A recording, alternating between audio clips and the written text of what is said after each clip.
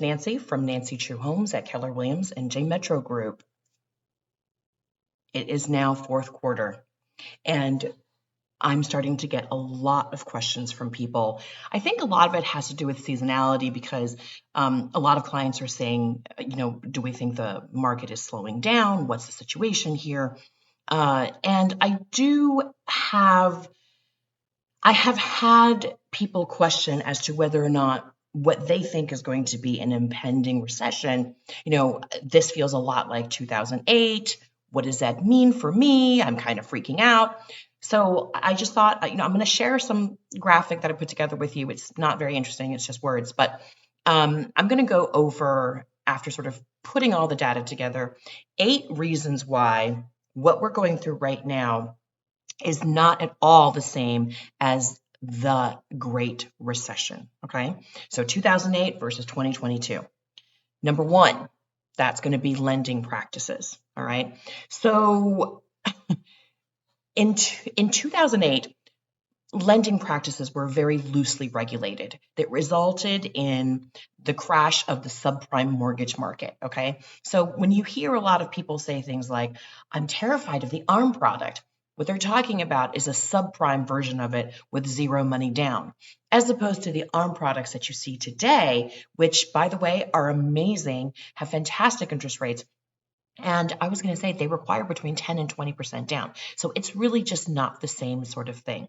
So back in 2008, you saw this weakening of the financial sector. You saw Lehman Brothers, AIG, Bear Stearns, et cetera. You see them collapse because of the unregulated standards, as opposed to now, 2022, I have never seen tighter lending standards, okay?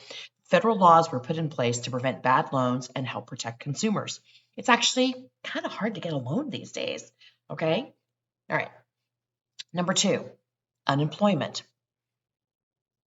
In 2008, we saw the highest unemployment that we'd seen since the 1940s. It went up to about 8%. That is a lot of people not having jobs. While today in 2022, we have one of the lowest periods of unemployment that we've ever seen in history. Last I checked, I think we were at 3.6% unemployment. That's actually probably lower than most people would consider balanced. And also, we are looking at unprecedented wage gains for folks who are working right now. So, number 3. Let's talk about housing inventory. So in 2008, one of the things that caused housing to be an issue is that we had a massive oversupply of homes from overbuilding the years leading up to the financial crisis, right? As opposed to now, there's a couple of different things happening. In 2022, we see new household formations that well exceed the new home starts that are expected. Now, don't forget, we started off this whole chain of events with a 6 million housing unit shortfall at the start of the pandemic. And I would tell you we've caught up somewhat, but we're still behind. I would tell you at least 1 million units behind to handle the number of new household formations that have happened that are looking for homes. And in market areas, especially like us here in northern New Jersey, we are seeing a 60% decrease in inventory. Plain and simple. We have no homes. So that's the major difference in the housing inventory. Let's see. Number 4, manufacturing. So domestic industrial production in 2008 just sort of ground to a stop, okay? There was a shortage of cash in the economy, and honestly, if you can't make loans, you can't do business. So you sort of saw all the manufacturing just sort of stop domestically, okay? As opposed to now, today in 2022, okay? So our domestic industrial productions have hit like record highs, but some goods are still in short supply due to global supply chain issues, and labor shortages. So regardless, let me reiterate, domestic industrial production at record highs, manufacturing, okay? Let me go. Number 5, trending house prices. In 2008, By the time we got there, houses had already been trending downward in prices since 2006. Okay. As compared to now in 2022, where home prices have kind of been relatively stable in our market area and still rising in some markets, and some markets still continue to deal with multiple offers across the board. Okay. Multiple offers across the board. And Fannie Mae, NAR, Zillow, they're all forecasting that we're going to start the end of the year at a higher median price point than we did at the beginning of the year. Okay. I will say one thing, which is what you are seeing when you watch the news, when you watch all that clickbait about how we're all going to implode, what you're seeing in a lot of different markets, which really doesn't apply to our market, because in Northern New Jersey here, we have a non-elastic market. We don't have a lot of new construction going down, okay? We have pockets of it here or there, but it's not numbers that are meaningful. So what you see in other markets where you see these like giant drops of 10, 15, 20% in house value, they're being highly affected by, let's call them institutional buyers, who are going in and buying large swaths of new construction. So what you've got is, when someone decides to put together a new construction project, they'll buy a piece of land, however many acres it is, and lay it out and then decide, well, we're going to put 1,000 doors here, right? We're going to put 1,000 units here. Let's call it a 1,000 single family neighborhood. So what's happening is, when the market was flush, a lot of the new construction would sell out before people even, could barely, break ground on these projects. And then what happened is, as the interest rates started to go up, a lot of these buyers who were looking to buy those properties, they started this project, like, like a year ago. And by the time the project is to completion and they get there, you're seeing people say, oh gosh, you know what? Oh, I could afford the house when it was 3.75. I can no longer afford the house at, 7%. So a lot of the end user buyers have exited that market. They've returned the house because they're just like, look, I can't complete. They, take their losses and move on to something else. And so what's happening is you see large new construction, projects that are being bought by single company institutional buyers. So they'll come in and they'll say, hey, I'm looking to buy and hold your 1,000 doors.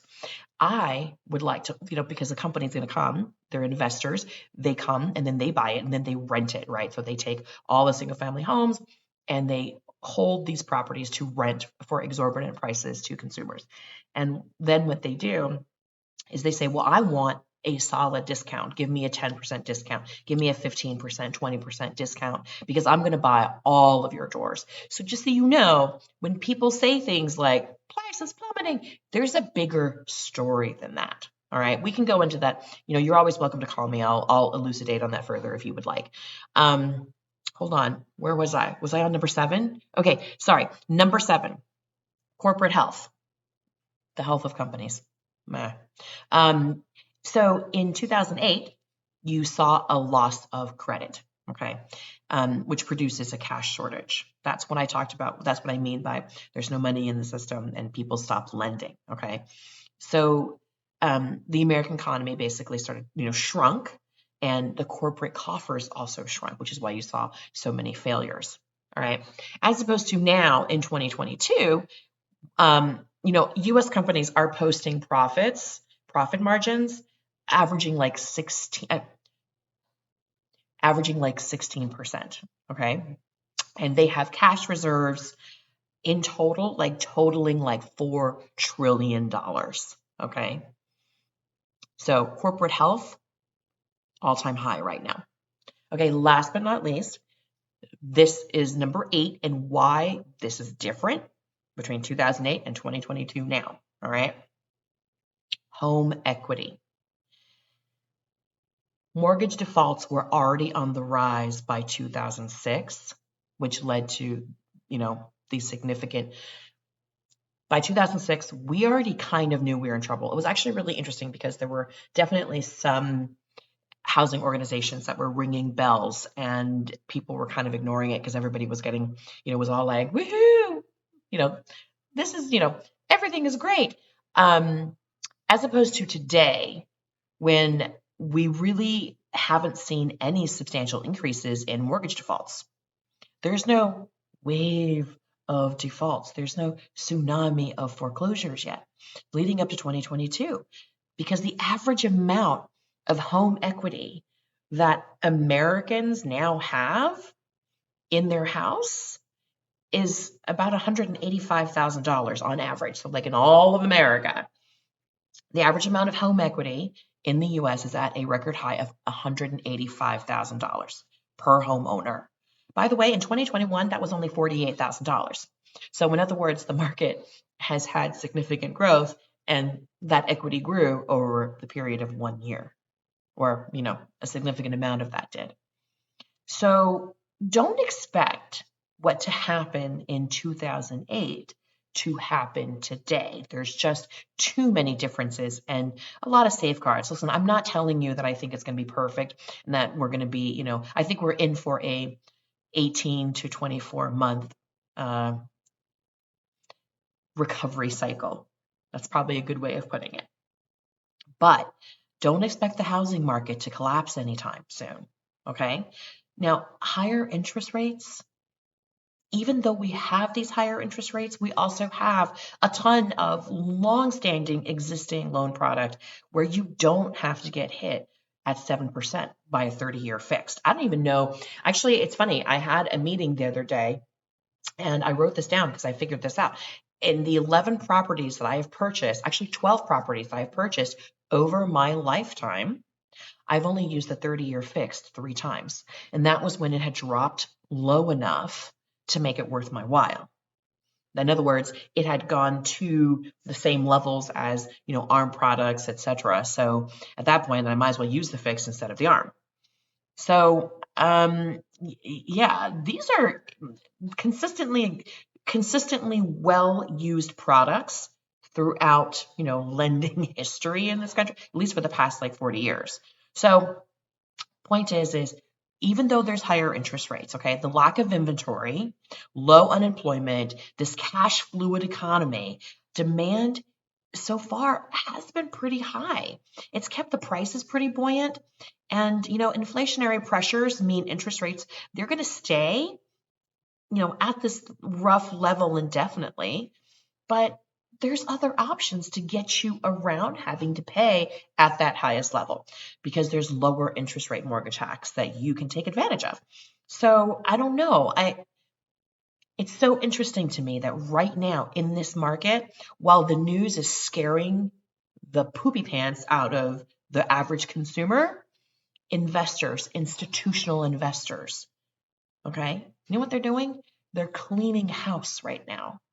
They're vacuuming up every property they can because they know that this is when you do it. Because sadly, they're smart and they're good at investing. While the news terrifies consumers and makes them sit on their hands.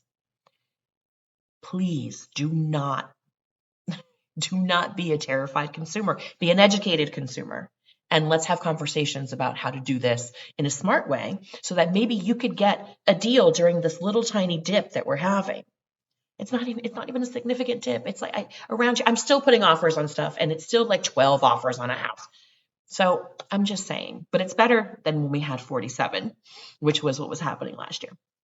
So, all right. Thank you guys so much for listening. Let's see if we can make a run towards the fourth quarter. I will try to spend a little more time talking about this, what I think is going to happen with the market moving forward. Okay. All right. Please do, if you watch us, please do like and subscribe. You can go to YouTube and find our videos. Please like and subscribe so that we can grow in viewership and try to serve more people. All right.